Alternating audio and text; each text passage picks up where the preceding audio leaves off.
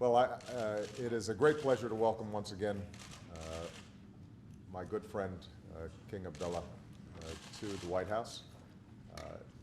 The United States and Jordan have had a long-standing friendship, an extraordinary relationship of cooperation on a wide range of fronts. I have valued His Majesty's advice on numerous occasions, and obviously this meeting was an opportunity for us to share our views on the extraordinary changes that are taking place throughout the Middle East, throughout the region. We discussed the situation in Libya and are grateful for the support of a wide range of Arab countries in our efforts to make sure that humanitarian assistance and humanitarian protection occurs inside of Libya. We discussed the rapid transformation that's taking place in places like Egypt and Tunisia, and we both agreed that it's critical that not only does political reform proceed, but economic reform accompanies those changes there, because so much of what's taking place has to do with the aspirations of young people throughout the Arab world for their ability to determine their own fate, to get an education, to get a job, to be able to support a family. And that means some of the old structures that were inhibiting their ability to progress have to be reworked. His Majesty discussed the reform efforts that are taking place inside Jordan as well, and we welcome the initiatives that His Majesty has already embarked on, and feel confident that to the extent that he's able to move these reforms forward, this will be good for the security and stability of Jordan, but also will be good for the economic prosperity of the people of Jordan. And so we're very pleased to support him on that front. Along those lines, one of the things we discussed is how the United States can continue to be supportive of these economic efforts that His Majesty has embarked on.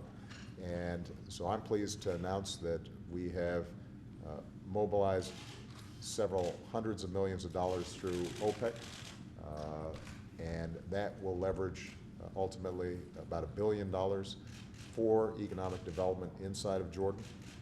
In addition, because of the huge spike in commodity prices throughout the world, we are going to be providing 50,000 metric tons of wheat to Jordan.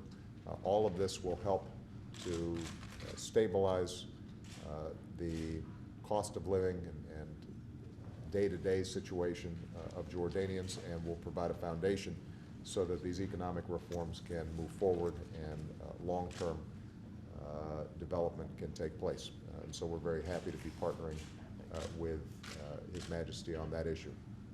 We also discussed the situation with respect to Israel and the Palestinian conflict, and we both share the view that despite the many changes, or perhaps because of the many changes that are taking place in the region, it's more vital than ever that both Israelis and Palestinians find a way to get back to the table and begin negotiating a process whereby they can create two states that are living side by side in peace and security.